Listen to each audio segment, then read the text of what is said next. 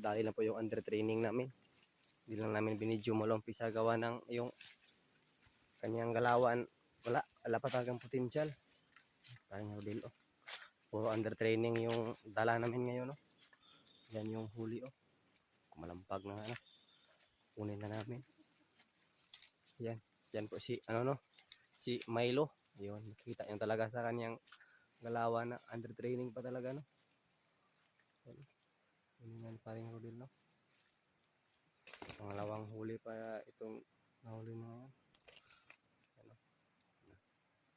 Parang alpas din yung pangati. Pangati na to. Ano? Nakita yan talaga. Yan, paring rodil oh. Doon yung kanyang pangati oh. Ano naman nilagay. Ito naman si Milo. Wala pang buntot. Pangalawang hunting ba ito? Yan yung huli niya.